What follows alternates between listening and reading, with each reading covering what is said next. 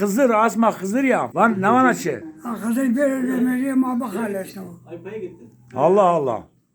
Kızıl bir ömürlüğüm abi kalesine. Başka bir şey yok. Allah Allah Allah. Halas için ama herkes güneymezler o. Ne kızılmen, ne pilinmen de, ne itikat kalmış. İtikatı veren ne mendo? Ne pilen menda, ne kızen menda. Kıraç demeyin mi? Hiç madde yok. Çünkü akbar da nyamayım ha. Akbar da nyamam. Serkanı tutarsa şunu tekrar. İnancı bir ay fazla inancı niye? Yalan söylüyor. İnancıdaydı o. Sildiler. Çünkü akılda gelmedi. Veren de şimdi vere kemere bana. Akılda gelmedi ne olacak? Sabah da bak verende millet şimdi verip kemeri sekadı. Malum olsa malum kullanmış bilmem. Ne kadar herkes müracaat hep maldı mı? Ticaretti mi? Doyla içiyor. Sonra ne benim? Ama iyi ki beni ne ki aşk. Ma tu ne vedi kan veneno. Ben zaf diyorum veru. Bana boşuna verme. Kuyruk bitmeyince bir şey olmaz. Kim var ne? Kuyruk var. O kuyruk bitmeyince dünya düzelmez. Onda biteceği Allah Hoç koku. kimse bilmez. Oçkuk. Ma o kuyruk çıkıyor apa? He? Kuyruk çıkıyor. Sonuç izahnenim ben her zaman. Siyasi kesekini. Siyaset söylüyorum. Ama mak anlamış ne kemen? Anlamış kanı nereden? İşte sanma işte anlamı. Dez okunan adı dez tübesinen o.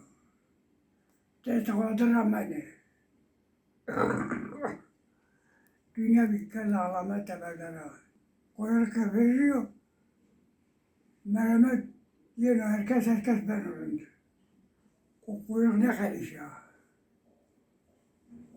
Vazı talıbıra ne anlaşır? Roza Hızırıyor. Talip sevkeri. Rao verdi, cami verdi, millet imam.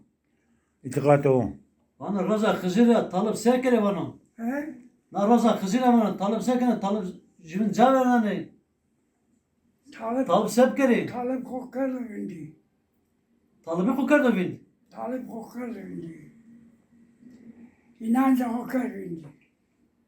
İnanç gibi bindi. Nereye gideceksin? Ha inanç bu ki. Öbürlerin şeri ha. İnanç kalmamak. Talplar ne yapsın? Talplar da dedeleri şaşırttılar. Peki Tayyip Baba Raker da bindi. Tayyip Baba ayık perskal. Bana bir aile bana ki ta baba ra kokar da bin. He? Ta baba ra kokar da bin. Babay. Ha. Ra kokar da bin. Kara bindi. Dur. Çütü kar da bin. Rah ne rameni? Ne cerene verin, ne berberin, ne kurreni. Jüvin ne var seni. Ah, kaptı gitti.